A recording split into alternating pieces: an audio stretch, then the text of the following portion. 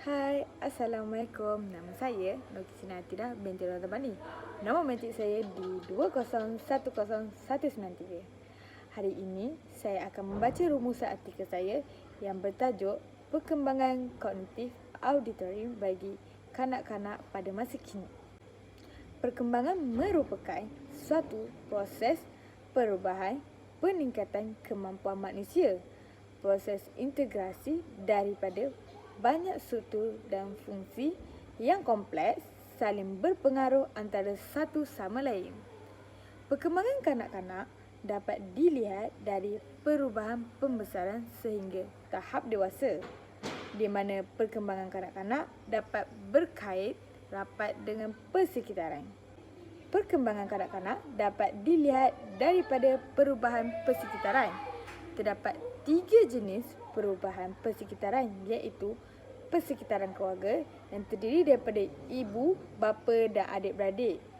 Persekitaran sekolah yang terdiri daripada guru, rakan-rakan dan kawan-kawan di sekelilingnya.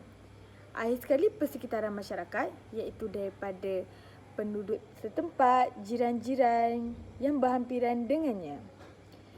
Keunikan pada perbezaan tumbesaran dan perkembangan kanak-kanak pada masa kini dipengaruhi oleh beberapa faktor.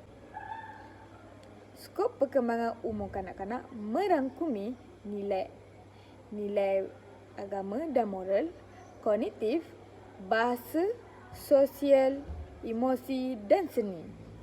Aspek perkembangan kognitif pada kanak-kanak usia kini telah ditetapkan indikatornya pada standard tingkat pencapaian perkembangan anak, iaitu STPPA. Kemampuan kognitif ialah kemampuan kanak-kanak untuk berfikir lebih kompleks serta melakukan penakul dan penyelesaian masalah. Perkembangan kemampuan kognitif ini adalah mempermudahkan kanak-kanak menguasai pengetahuan umum yang lebih luas sehingga ia dapat berfungsi secara wajar dalam kehidupan seharian masyarakat. Pada aspek perkembangan kognitif, kecekapan dan hasil belajar yang diterapkan pada kanak-kanak adalah kanak-kanak mampu mempunyai kemampuan berfikir secara logik, berfikir secara kritis, dapat memberi alasan, mampu menyelesaikan masalah dan akibat dalam masalah yang dihadapi. Perkembangan kognitif merangkumi 7 bidang perkembangan, iaitu auditori, visual, sentuhan, kinestetik, arithmetik, geometri dan sains awal.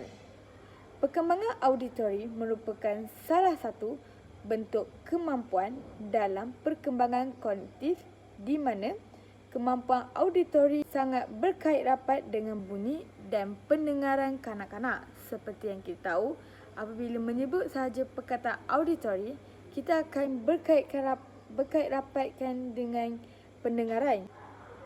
Kemampuan kognitif bentuk auditori lebih dominan dalam menggunakan deria pendengaran untuk melakukan aktiviti belajar. Contohnya, kita menggunakan aktiviti radio rosak. Radio rosak itu lebih mementingkan pendengaran yang jelas dan pendengaran yang baik untuk menyampaikan satu perkara melalui rangkaian-rangkaian telah diberikan. Oleh sebab itu, seseorang kanak-kanak akan mampu menangkap rangsangan melalui alat pendengaran, iaitu alat pendengaran untuk telinga. Kemampuan pendengaran memiliki kekuatan pada kemampuan untuk mendengar. Keupayaan kognitif dalam bentuk pendengaran ialah keupayaan kanak-kanak dalam bentuk pengetahuan daripada hasil pemerhatian dan pendengaran sebagai faktor utama dalam memahami sesuatu ilmu melalui telinga dan seterusnya dapat meningkat kembali hasil pendengarannya. Selain itu, Menyatakan perkembangan pendengaran awal kanak-kanak ialah perkembangan kebolehan awal kanak-kanak dalam mendengar melalui proses menerima himpunan objek, kosakata atau ayat yang mempunyai makna dalam topik tertentu. Kebolehan mendengar kanak-kanak awal merupakan kemahiran asas dalam proses pembelajaran sesuatu sains. Tujuan perkembangan pendengaran awal kanak-kanak adalah untuk mendapatkan maklumat dan dapat berinteraksi dengan persekitaran secara optimum.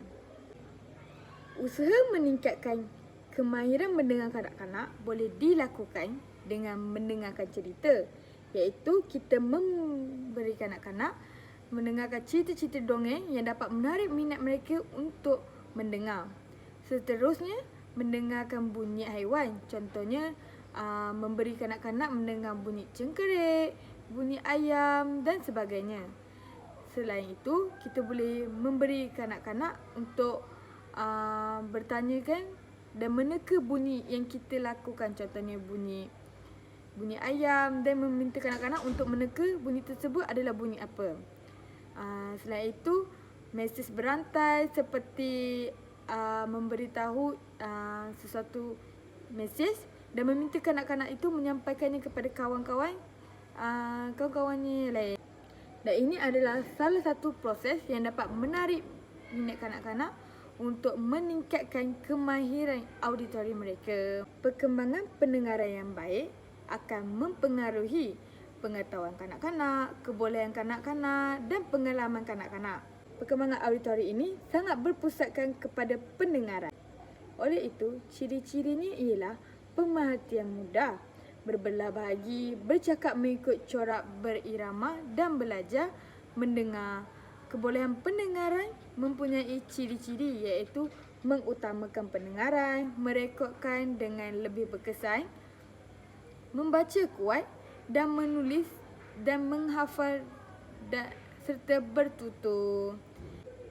Jadi, dalam hal ini, kemampuan kognitif auditori ialah kebolehan untuk memahami hasil aktiviti melihat dan mendengar daripada apa yang disimpan di dalam telinga. Kesimpulannya, perkembangan kognitif dalam bidang pendengaran kanak-kanak berumur 4 hingga 5 tahun dan rata-ratanya terletak dalam keadaan yang cukup baik. Susunan dalam bentuk rangsangan yang tepat dan pantas dapat meningkatkan keupayaan pendengaran supaya kanak-kanak dapat memperoleh maklumat dan boleh berinteraksi dengan persekitaran secara optimum dan dapat berkongsi serta berkembang secara maksimum sebagai pengganti masa pada masa hadapan. Sekian, terima kasih daripada saya.